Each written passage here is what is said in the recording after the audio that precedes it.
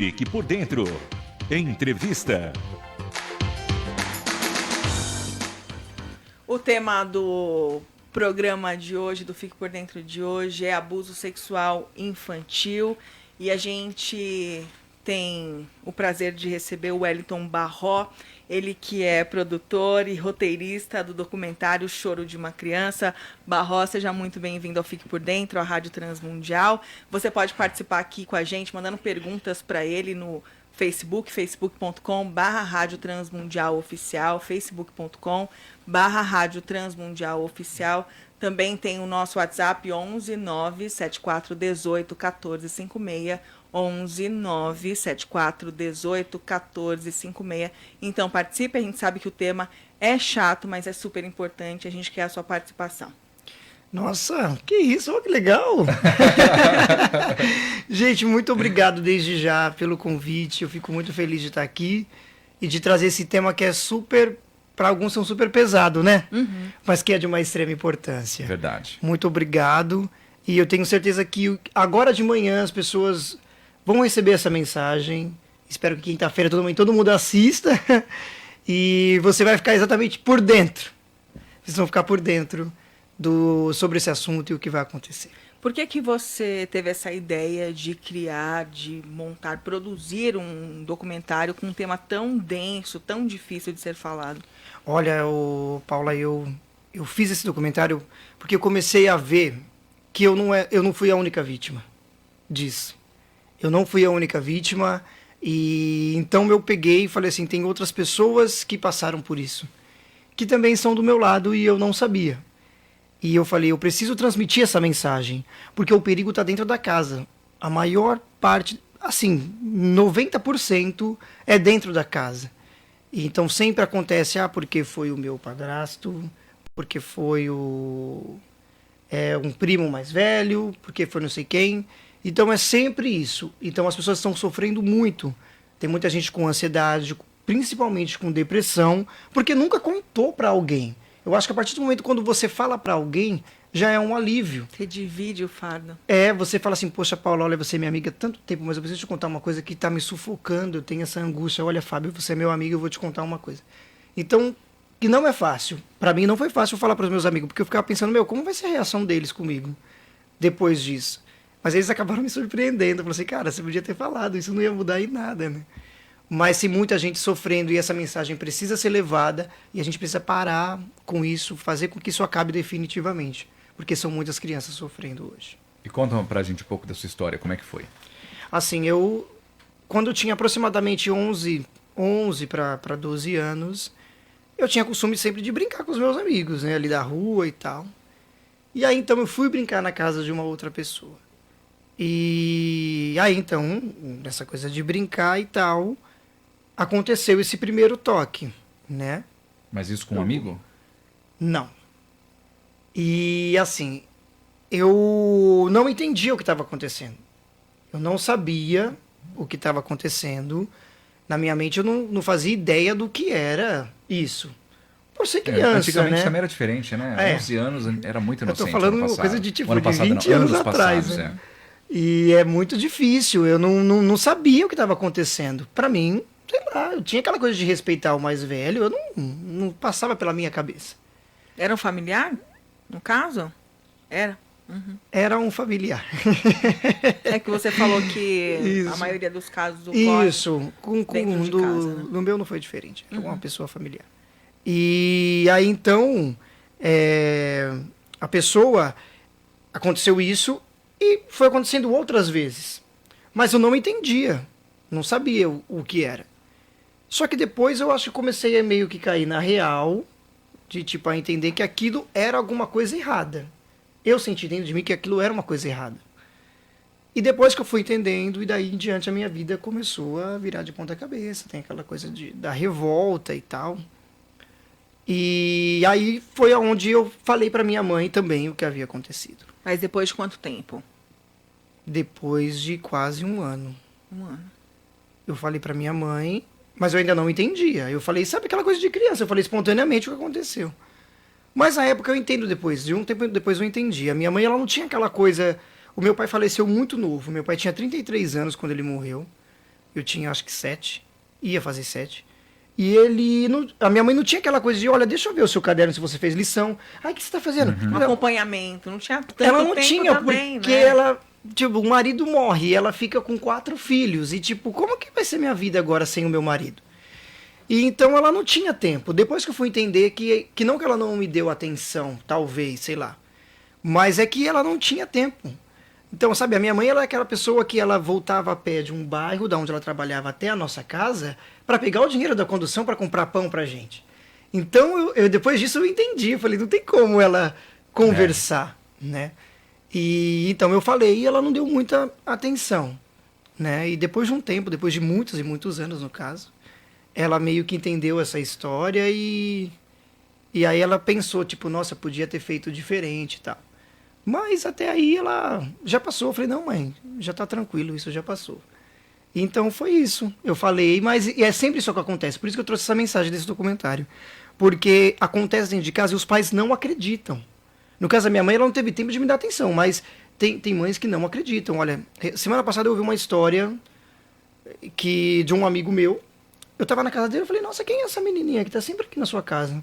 Ele falou assim, olha, ela tá aqui em casa porque o padrasto tava abusando dela. E então a gente foi lá e pegamos a guarda dela. Porque a mãe não tava acreditando. A mãe não acredita que ela isso tinha aconteceu. Quantos anos, essa menina? Ela tem, acho que uns 13 ou 14. Nossa. E a mãe não acredita. E tipo assim, a mãe não tá nem aí. Tipo, não, meu marido, que isso? Você acha que ele vai fazer uma coisa dessa? Tipo, não acreditou. E cadê a briga dessa mãe? Não, você vai pegar a guarda da minha filha? Minha filha. Tá, não tem isso. E a gente está falando de crianças que estão Exatamente. maiores, né? No caso do Barró com 11 anos, essa menina com 13, 14. Mas imagina os abusos que acontecem com menos. 2 anos, não, eu 3 acho isso, anos. gente, um absurdo. Como é que a pessoa consegue fazer isso, né? Uma criança com 2, 3 anos, até com menos, já vi casos com menos. Já teve casos com menos e são números que vão aumentando. Infelizmente. Quanto mais a gente levar essa mensagem e a pessoa ter a coragem de denunciar, independente do ameaça do que for, vai diminuir isso. Porque quando você fala sobre isso, o pai fica em alerta. Um exemplo, hoje você é pai, a Luísa tá aí, então você tem um cuidado redobrado, né? Porque, tipo assim, poxa, eu não quero que isso aconteça com a minha filha, não quero que isso aconteça com ninguém. Então é bom você sempre ter aquela coisa importante. Os pais têm aquela coisa importante de, olha, filho, alguém mexeu com você na escola hoje?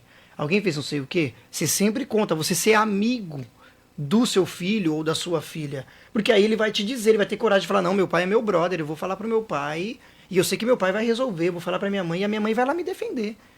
Mas tem aquela mãe que fala, imagina, a criança tá inventando, né? No caso que eu contei dessa menina, a mãe dela falou, ela é mentirosa, ela só inventa as coisas. Eu falei, gente, mas como uma criança vai inventar uma coisa dessa se ela nunca teve contato com isso? Como que ela vai inventar? Às vezes eu fico rindo assim de indignado, eu falo, gente, como que pode uma coisa dessa? Então, esse documentário vem trazendo essa mensagem que não é só a minha história. Tem a história da Érica, tem do Marcelo, do Elias e do Jefferson. Eu já ia quase esquecendo, mas mandar um abraço para todos eles. O Elias, o Jefferson, a Érica e o Marcelo. Inclusive, eu até queria trazer ele aqui comigo para poder falar um pouquinho da história dele também, mas não deu. Então, eles também relatam, e cada um é uma forma diferente.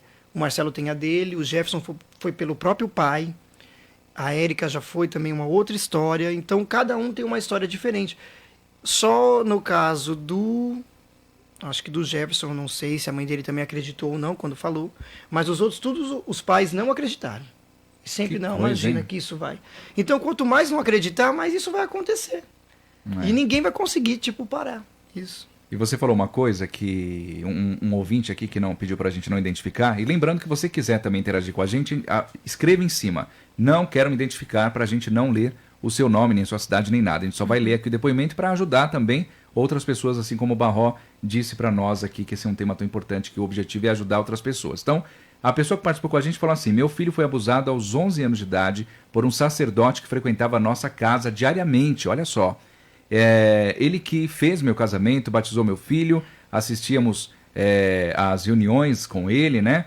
Ele sempre se mostrou muito amigável e graças a Deus meu filho hoje está bem e é casado. Então, olha aqui uma coisa importante. Pessoa próxima que você falou, né? Estava sempre na casa dele e amigável. Então, de repente, as pessoas até não acreditam Porque fala, não, fulano não.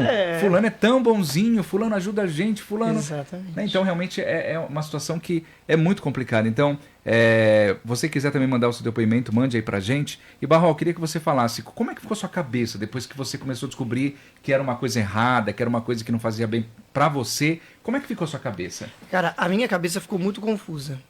Porque na minha mente eu achava que era uma coisa comum, uma coisa normal, né? Com todo o respeito para quem faz isso hoje, mas eu achava que era uma coisa normal ter relacionamento com homem e com mulher. Porque eu via que essa pessoa tinha uma mulher e tal, tinha essa coisa com mulher. E então, para mim, era uma coisa normal, assim, era uma coisa comum.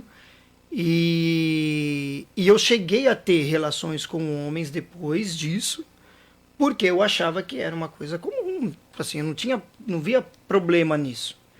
Mas depois que eu fui começando a compreender, eu falei, cara, eu passei por isso e então acabou acarretando isso. Fruto, né? Mas essa coisa do abuso, essa coisa da perseguição do homem se aproximar de mim já vem desde a escola.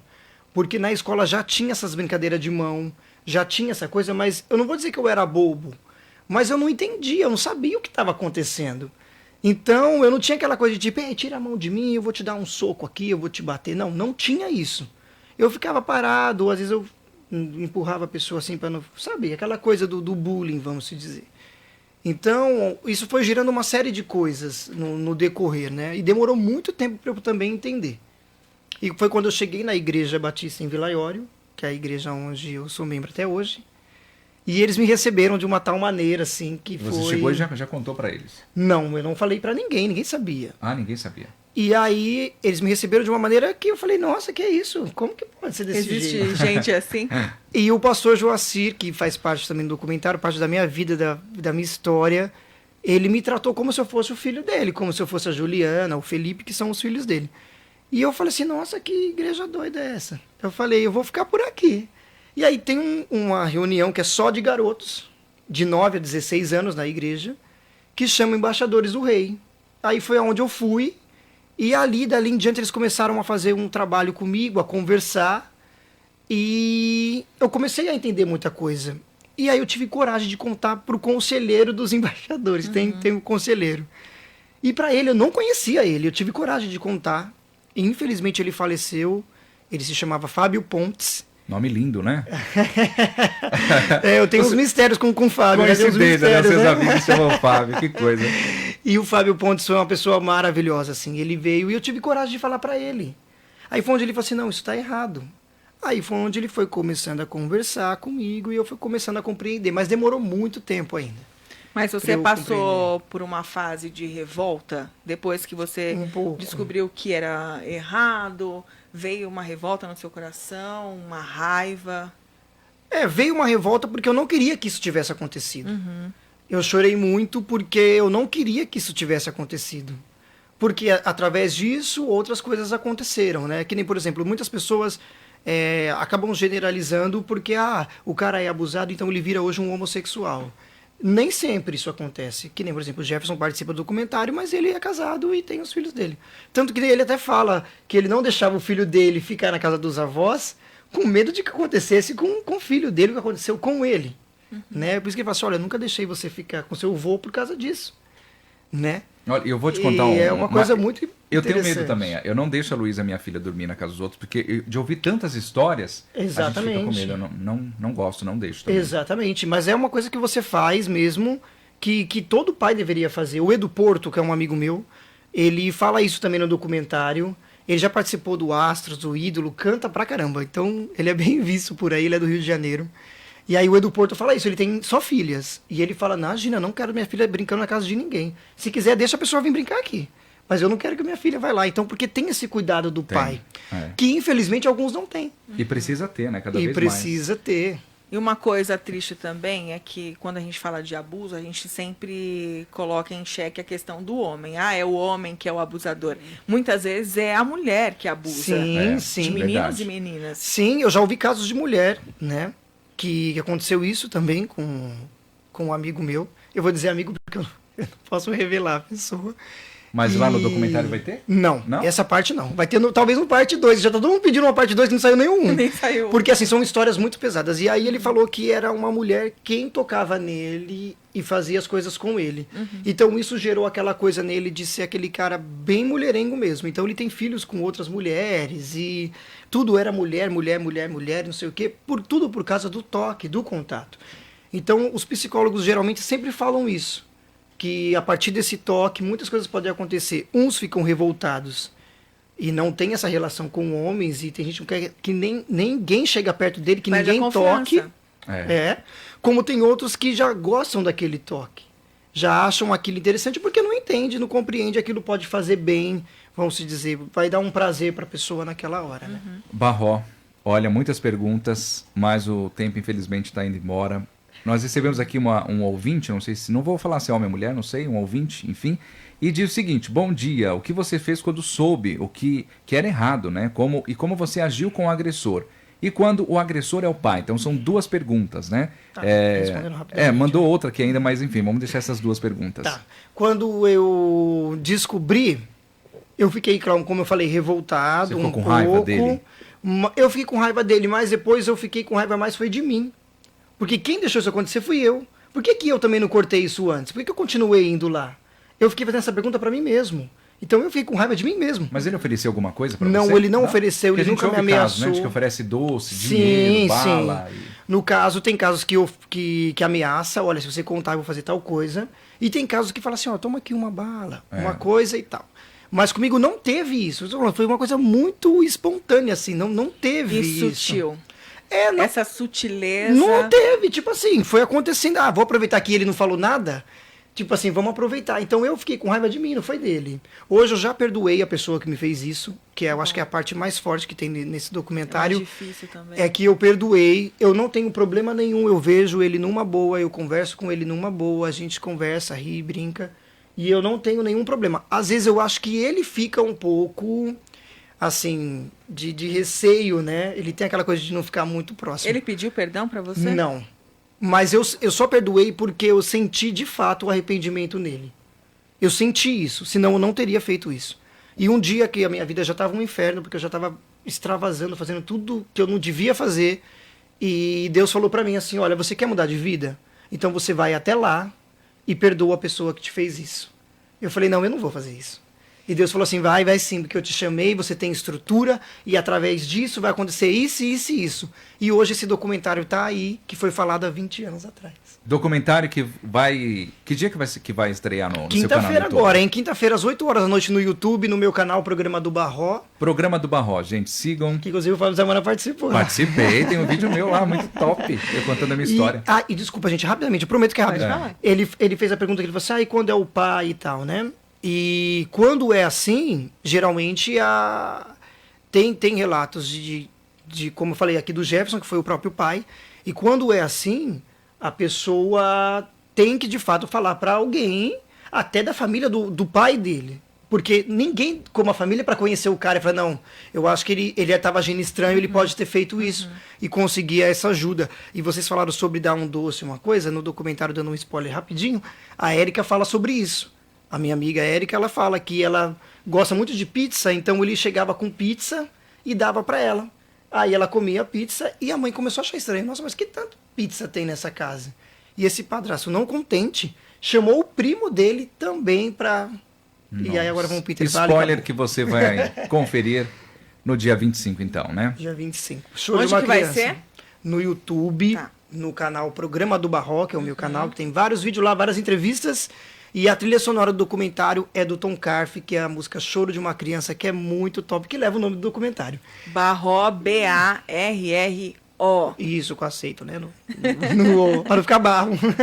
Wellington Barró, produtor e roteirista do documentário Choro de uma Criança, muito obrigada pela sua Imagina, participação, isso, eu por fico muito contar feliz. a sua história, confiar na gente, que a gente pudesse contar também junto com você de uma forma digna. Eu fico Parabéns para muito você pela feliz. atitude de perdoar quem fez isso com você. É. Muito legal, viu? Lembrando que a Érica também perdoou. A Érica e o Jefferson também perdoam o próprio pai. Gente, vocês vão ver que tá muito legal. Isso mexe então, com a emoção da Vai gente. chorar junto. Todo mundo chorando. Eu acho importante a gente também registrar que nesse caso, se você, o ouvinte aqui falou assim, mas se desconfiar, o que tem que fazer? Gente, denuncia. Eu acho que é a Se mensagem desconfiar, que fica. coloca a criança frente com a pessoa. Acredite na criança. acredite Porque na a criança não criança. vai inventar isso do nada, gente. Se a criança nunca teve um contato sexual, como que ela vai inventar isso? Não dá. Põe, faz o seguinte, põe uma pessoa na cara da frente do abuso, do cara que tá abusando e tal. Ia falar do abusador, não sei nem se existe essa palavra. Sim. E aí você coloca na frente dele, e aí vamos ver a reação dele. Se ele ficar em choque, é que não, a criança tá falando a verdade. Mas acredite no que seu filho tá dizendo, porque Vai afinal de averiguar. contas Sempre você que tá importante. criando, É. né? Acredita então no Eu acho Com a minha trabalho que irmã, você com a fez. minha irmã Exatamente. isso quase aconteceu com a minha irmã, com a Isabel. E aí o que ela fez? Ela criou a situação, porque ninguém tava acreditando. Ela criou a situação para que o cara fosse pego no flagra. Isso aí. Então essa também é uma dica. Infelizmente acabou, né, Paula? Acabou. Acabou. Obrigado. Obrigada, viu? Volte sempre. Imagina que a gente isso vai eu assistir. agradeço. Essa foi a primeira rádio que teve coragem de falar de um assunto sobre esse, que ninguém quer falar, e por isso muitas pessoas estão sofrendo. A gente precisa falar e vai continuar falando. Exatamente. Obrigada, viu? Obrigado, Volte eu sempre. agradeço. Então a gente vai ficando por aqui, eu vou embora, a gente volta amanhã às 3 da madrugada. Renata Bujato vai seguir até às 2 da tarde. Tchau, tchau. O Presente Diário é um devocional que traz mensagens de esperança, fé, superação, ânimo e salvação. É uma ferramenta